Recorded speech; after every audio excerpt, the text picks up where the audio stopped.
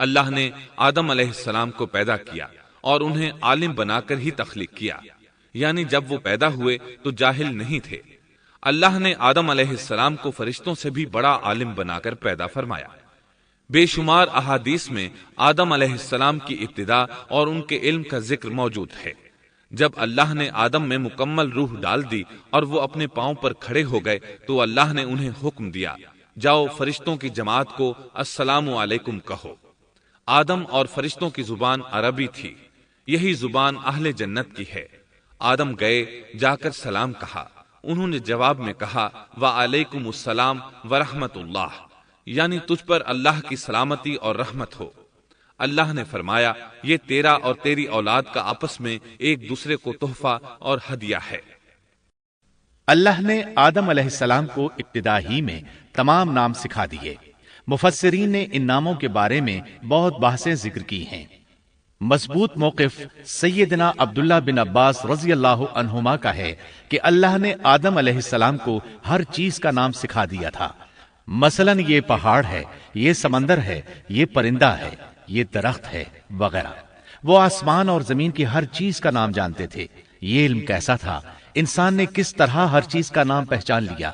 یقیناً اللہ انسان میں یہ طاقت پیدا کر سکتا ہے کہ وہ ہر علم کا احاطہ کر سکے۔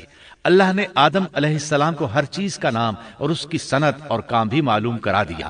آگ، لوہے، لکڑی، غرض ہر چیز کا نام اور استعمال ذہن میں ڈال دیا۔ وہ کس قدر عظیم علم سے بہرور ہوئے، سبحان اللہ۔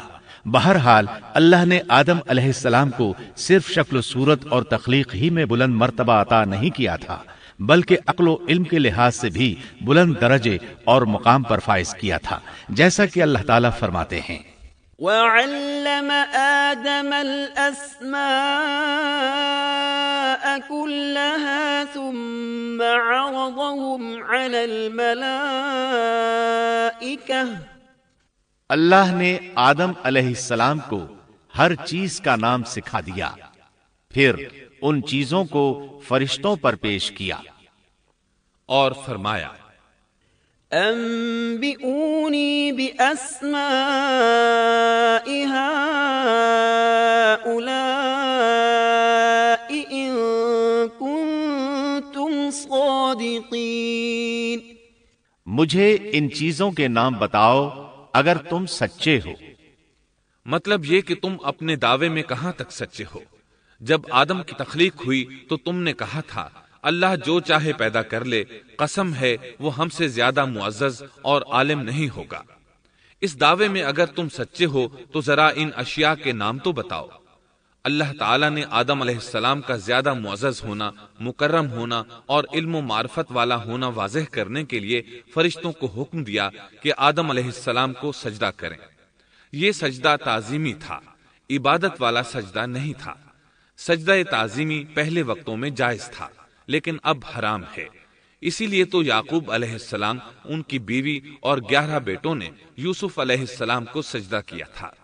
بہرحال فرشتوں نے آدم علیہ السلام کو سجدہ کیا۔ اس سے معلوم ہو جاتا ہے کہ کون زیادہ عزت اور عظمت والا ہے۔ یقیناً آدم علیہ السلام زیادہ شرف اور منزلت کے حقدار ٹھہرے۔ جب اللہ تعالیٰ نے ان کی عزت، تکریم اور تعظیم ثابت فرما دی، تب علم و معرفت میں ان کی برتری ثابت کرنے کے لیے فرمایا اگر تم اپنے قول میں سچے ہو تو ان چیزوں کے نام بتاؤ۔ تب فرشتوں نے کہا قالوا سبحانك لا علم لنا إلا ما علمتنا إنك أنت العليم الحكيم۔ قال يا آدم أنبئهم بأسمائهم فلما أنبأهم بأسمائهم قال ألم أقل لكم إني أعلم غيب السماوات والأرض وأعلم ما تبدون وما كنتم تكتمون۔ فرشتے کہنے لگے اے اللہ تو پاک ہے، ہمیں تو صرف اتنا ہی علم ہے جتنا تو نے ہمیں سکھا رکھا ہے، مکمل حکمت و علم والا تو ہی ہے۔ اللہ تعالیٰ نے آدم علیہ السلام سے فرمایا، اے آدم تم ان فرشتوں کو ان چیزوں کے نام بتاؤ۔ آدم ہر چیز کا نام بتانے لگے، کسی جگہ بھی انہوں نے غلطی نہیں کی۔ جب انہوں نے فرشتوں کو تمام چیزوں کے نام بتا دیے تو اللہ تعالیٰ نے فرشتوں کو مخاطب کر کے کہا، کیا میں نے تمہیں پہلے ہی نہیں کہہ دیا تھا کہ زمین اور آسمان کا غیب میں ہی جانتا ہوں، اور میرے علم میں ہے جو تم ظاہر کر رہے ہو اور جو چھپا رہے ہو۔ یہاں ذہن میں سوال ابھرتا ہے کہ فرشتے کیا چھپا رہے تھے؟ وہ راز والی بات یہی تھی کہ اللہ ہم سے زیادہ معزز اور عالم مخلوق پیدا نہیں کرے گا۔ واضح رہے، ہم آپ کو صرف واقعات ہی نہیں سنا رہے، صرف سیرت اور تاریخ ہی بیان نہیں کر رہے، بلکہ قرآن بھی پڑھ پڑھ کر سنا رہے ہیں۔ اور قرآن کو اس وقت تک سمجھنا محال ہے جب تک کہ ان واقعات کی تفصیل موجود نہ ہو۔ خیر، اس کے بعد اللہ تعالیٰ نے اما حوا کو پیدا فرمایا۔ انہیں آدم علیہ السلام کے فوراً بعد پیدا نہیں فرمایا، بلکہ آدم علیہ السلام نے کافی عرصہ جنت میں تنہا بسر کیا، اور حدیث میں ہے کہ وہ وحشت محسوس کرتے تھے، تنہائی کو شدت سے محسوس کرنے لگے تھے۔ آخر کار ایک روز جب وہ سو رہے تھے تو اللہ تعالیٰ نے ان کی بائیں پسلی سے اما حوا علیہ السلام کو پیدا فرمایا اور آدم علیہ السلام کا ہم سفر بنا دیا۔ اللہ فرماتے ہیں، يا أيها الناس اتقوا ربكم الذي خلقكم من نفس واحدة وخلق منها زوجها۔ اے لوگو، اپنے اس پروردگار سے ڈر جاؤ جس نے تم سب کو ایک ہی جان سے پیدا کر ڈالا، اور اس جان یعنی آدم علیہ السلام سے ان کی بیوی کو پیدا کیا۔ آدم علیہ السلام کے وجود ہی سے حوا کا وجود بنایا گیا، وہ کوئی الگ مخلوق نہیں تھی۔ جب آدم علیہ السلام بیدار ہوئے تو انہوں نے اپنے قریب ایک عورت کو بیٹھے دیکھا، پوچھنے لگے، تم کون ہو؟ حوا علیہ السلام نے کہا، عورت۔ آدم علیہ السلام نے پھر پوچھا، تجھے کس لیے پیدا کیا گیا ہے؟ وہ بولی، آپ کے لیے، تاکہ آپ مجھ سے سکون اور انس حاصل کریں۔ جب فرشتوں نے آدم علیہ السلام کو ایک عورت سے باتیں کرتے دیکھا تو کہنے لگے، اب ایک اور نئی مخلوق پیدا کی گئی ہے۔ آدم علیہ السلام نے ان مخلوقات کا نام تو بتا دیا تھا جو مشہور و معروف تھیں، ان کا نام پوچھنا چاہیے۔ انہوں نے آدم علیہ السلام سے سوال کیا، انہوں نے فوراً جواب دیا، حوا، اس لیے کہ اللہ نے تو آپ کو ہر چیز کا نام سکھا دیا تھا۔ فرشتوں نے کہا، ان کا نام حوا کیوں رکھا گیا ہے؟ آدم علیہ السلام نے جواب دیا، اس لیے کہ اسے ایک زندہ چیز سے پیدا کیا گیا ہے، حیات کی نسبت سے حوا نام رکھا گیا۔ مسلم شریف میں ہے، سیدنا ابو ہریرہ رضی اللہ عنہ روایت کرتے ہیں کہ رسول اللہ صلی اللہ علیہ وسلم نے فرمایا، من كان يؤمن بالله واليوم الآخر فإذا شهد أمرا فليتكلم بخير أو ليسكت واستوصوا بالنساء خيرا فإن المرأة خلقت من ضلع وإن أعوج شيء في الضلع أعلاه إن ذهبت تقيمه كسرته وإن تركته لم يزل أعوج استوصوا بالنساء خيرا۔ جو شخص اللہ اور آخرت کے دن پر ایمان رکھتا ہے، جب وہ کسی معاملے کے لیے حاضر ہو تو بھلائی والی بات کرے یا خاموش رہے، اور عورتوں کے بارے میں بھلائی کی وصیت حاصل کر لو، یعنی ان کے ساتھ اچھا سلوک کرو، کیونکہ عورت پسلی سے پیدا کی گئی ہے، اور پسلی میں زیادہ ٹیڑھا حصہ اوپر والا حصہ ہوتا ہے۔ اگر تم اس کو سیدھا کرنا چاہو گے تو توڑ ڈالو گے، اور اگر اس کو چھوڑ دو گے تو وہ اسی طرح ہمیشہ ٹیڑھی رہے گی۔ عورتوں کے بارے میں بھلائی کی وصیت حاصل کر لو۔ مطلب یہ کہ اسی حالت میں گزر بسر کرو، عورتوں کے بارے میں بھلائی کی وصیت حاصل کر لو۔ اس حدیث کا مطلب یہ ہے کہ عورتوں پر جبر کر کے زبردستی ان کی طبیعت کو بدلا نہیں جا سکتا، اور عورت ذات کو نہایت نرمی اور پیار سے رکھو۔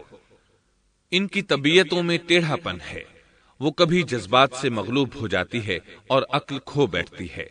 اگر کوئی اسے سیدھا کرنا چاہے تو اس سے لا تعلقی، دوری اور طلاق کی نوبت آ جائے گی۔ اگر اسے چھوڑ دو گے تو ٹیڑھا پن برقرار رہے گا۔ مرد کو بہت حوصلے سے اس صورتحال کو سنبھالنا چاہیے۔ احادیث میں سیدنا ابراہیم علیہ السلام کی زوجہ سیدہ سارہ علیہ السلام کا قصہ موجود ہے۔ وہ حوا علیہ السلام کے بعد کائنات کی سب سے زیادہ خوبصورت عورت تھی۔ احادیث سے یہ اشارہ ملتا ہے کہ حوا علیہ السلام ابتدائے انسانیت سے لے کر قیامت تک پیدا ہونے والی تمام عورتوں میں خوبصورت تھیں۔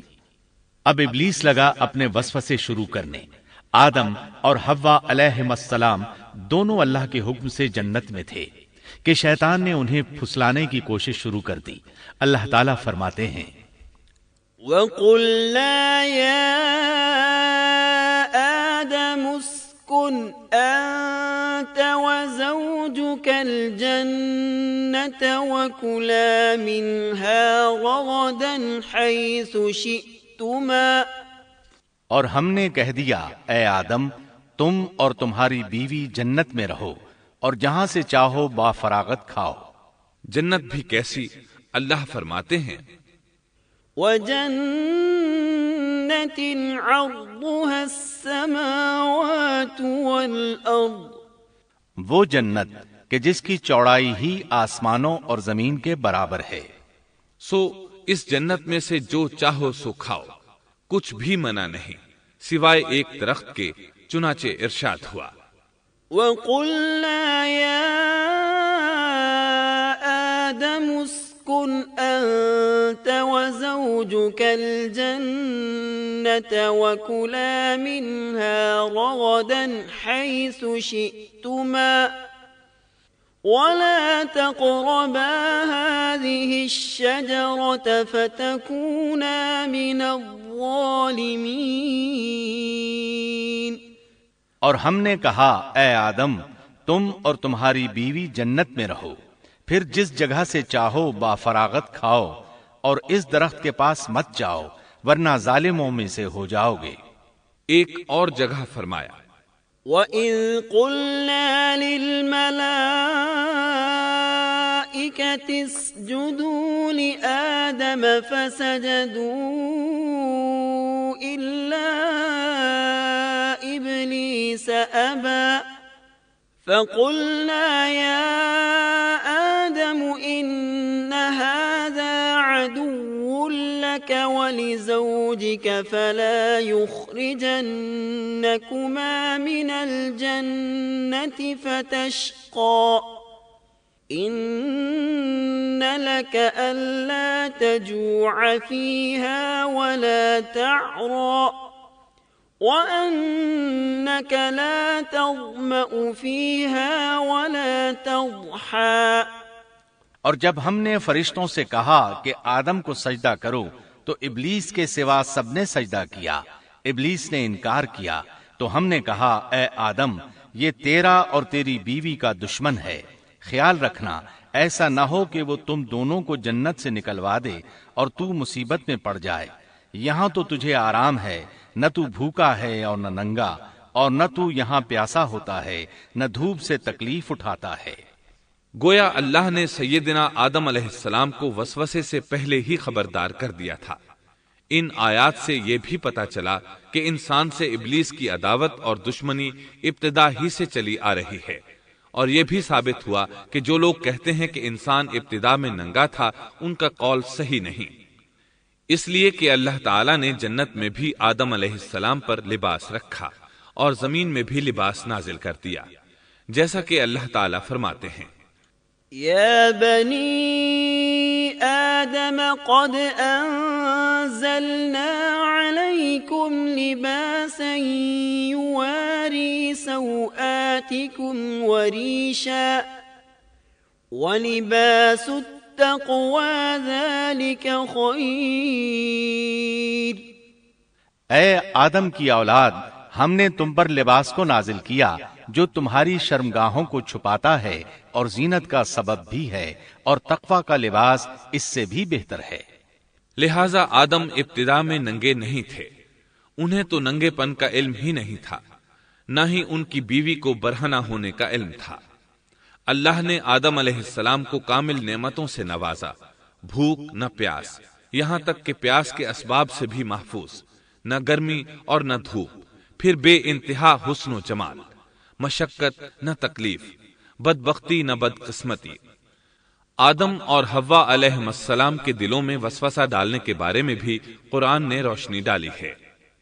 فوسوس لهما الشیطان، پھر شیطان نے ان دونوں کے دلوں میں وسوسہ ڈالا۔ یہ وسوسہ اس نے ان دونوں کو طمع دلانے کی صورت میں پورا کیا، اور یہ طمع دلائی کہ اس درخت کو کھانے سے ہمیشگی اور بقا ملتی ہے، اور کبھی نہ ختم ہونے والی بادشاہت حاصل ہوتی ہے۔ اور اس وسوسے کا مقصد یہ تھا لِيُبْدِيَ لَهُمَا مَا وُورِيَ عَنْهُمَا مِنْ سَوْآتِهِمَا، تاکہ ان کا پردہ بدن جو ایک دوسرے سے پوشیدہ تھا دونوں کے روبرو بے پردہ کر دے۔ ان کی شرمگاہوں کو ننگا کرنے کے لیے اس نے ایسا کیا۔ وہ دونوں کپڑے میں ملبوس تھے، ستر ڈھانپ رکھا تھا۔ جب انہوں نے اس درخت سے کھایا تو لباس نیچے گر گیا، دونوں برہنہ ہو گئے۔ یہی شیطان چاہتا تھا کہ انہیں برہنہ کر دے، اللہ کی نافرمانی پر اکسائے۔ ارشاد ہوتا ہے فوسوس إليه الشيطان قال يا آدم هل أدلك على شجرة الخلد وملك لا يبلى، شیطان نے انہیں وسوسہ ڈالا، کہنے لگا اے آدم کیا میں تجھے دائمی زندگی کا درخت اور وہ بادشاہت نہ بتلا دوں جو کبھی پرانی نہ ہو؟ جب تم اس درخت سے کھاؤ گے تو ہمیشہ زندہ رہنے والے بن جاؤ گے اور زبردست بادشاہت حاصل کر لو گے۔ اس نے یہ تمنا بھی دلائی۔ وقال ما نهاكما ربكما عن هذه الشجرة إلا أن تكونا ملكين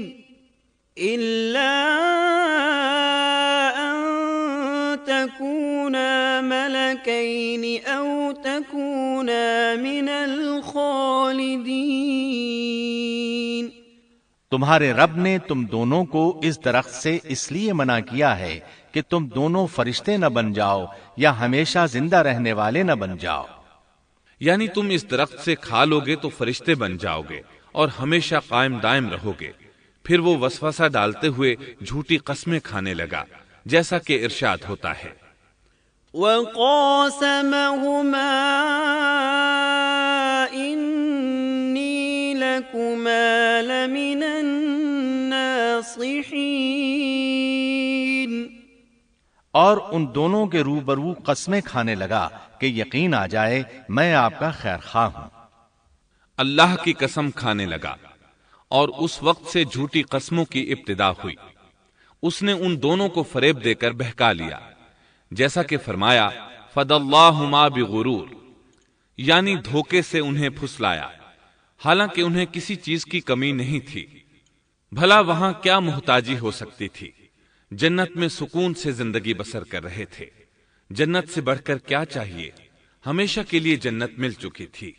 اللہ تعالیٰ فرماتے ہیں فَلَمَّا ذَاقَا الشَّجَرَةَ بَدَتْ لَهُمَا سَوْآتُهُمَا وَطَفِقَا يَخْصِفَانِ عَلَيْهِمَا مِنْ وَرَقِ الْجَنَّةِ، ان دونوں نے جب درخت کو چکھا دونوں کا پردہ بدن ایک دوسرے کے روبرو کھل گیا، دونوں اپنے بدنوں پر درختوں کے پتے جوڑ جوڑ کر رکھنے لگے۔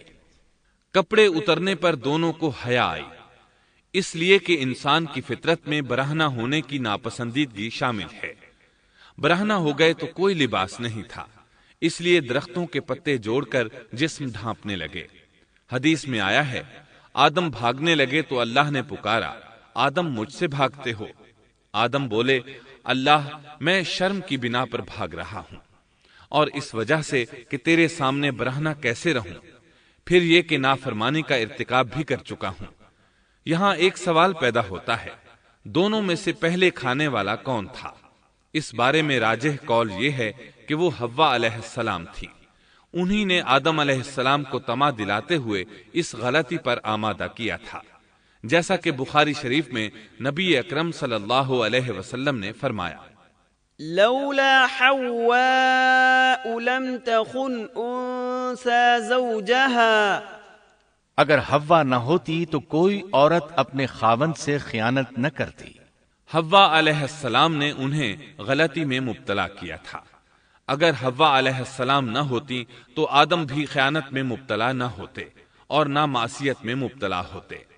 تب اللہ نے انہیں پکارا، وَنَادَاهُمَا رَبُّهُمَا أَلَمْ أَنْهَكُمَا أَنْ تِلْكُمَا الشَّجَرَةِ وَأَقُلْ لَكُمَا إِنَّ الشَّيْطَانَ لَكُمَا عَدُوٌّ مُبِينٌ۔